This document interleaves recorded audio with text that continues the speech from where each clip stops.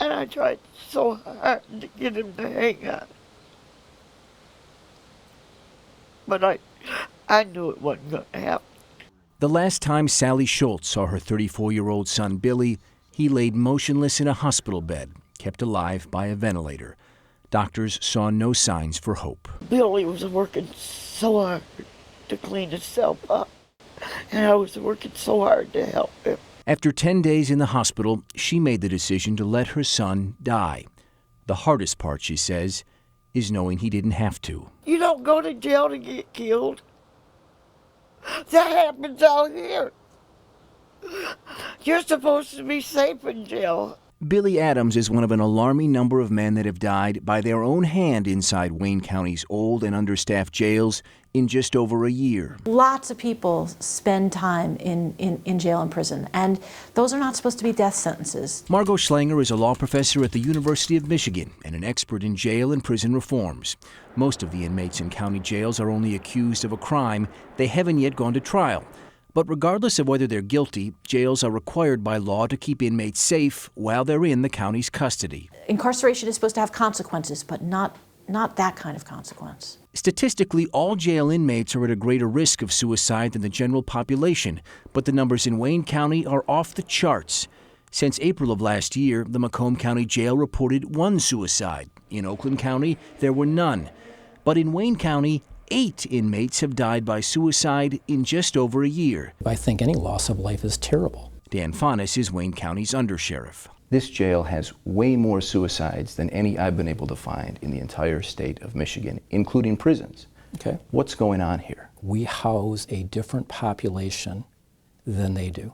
But we looked at 2 of the largest jails in the country that manage some of the most dangerous inmates there are. Cook County, Illinois, and Rikers Island in New York City both house dramatically more inmates than Wayne County.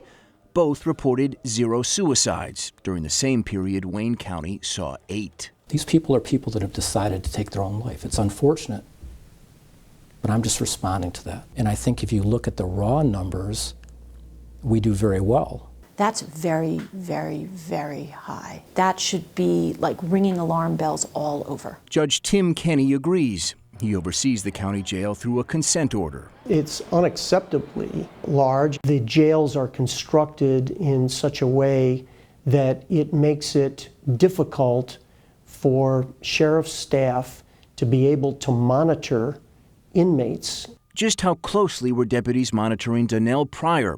He was brought to the jail for a probation violation last year. While going through jail registry, officers said he became verbally aggressive and loud, so they moved him to a cell by himself.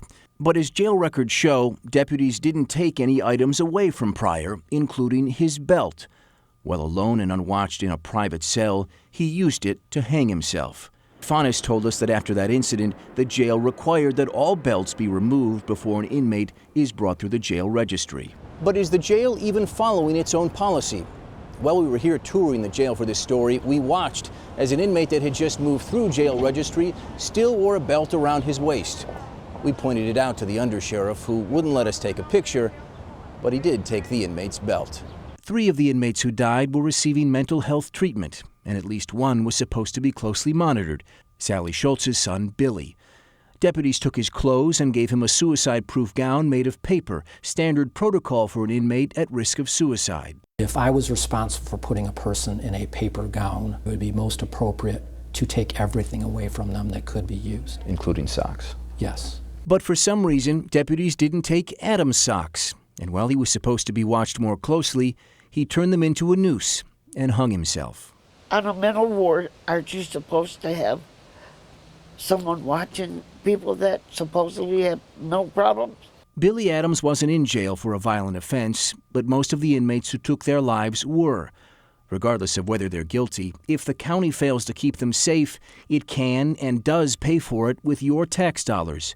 In just the last 5 years, 4 suicides have cost the county more than $1 million in settlements. $1 million can pay for a lot of suicide-resistant measures. But I think more important than the money is the fact that we have people who are dead who didn't have to be dead. Billy Adams' mom says her son is one of them.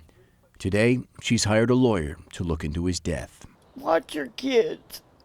You can't watch them 24 hours a day, but for God's sake, don't let them go to Wayne County Jail, because they ain't going to come out. In response to the surge in suicides, the county has purchased new cameras to better monitor some of the jail cells. It's unclear how soon they'll be installed or even how many there will be, but with the jail averaging a suicide every 57 days, they can't come soon enough. I'm Ross Jones, 7 Action News. Ross is so right about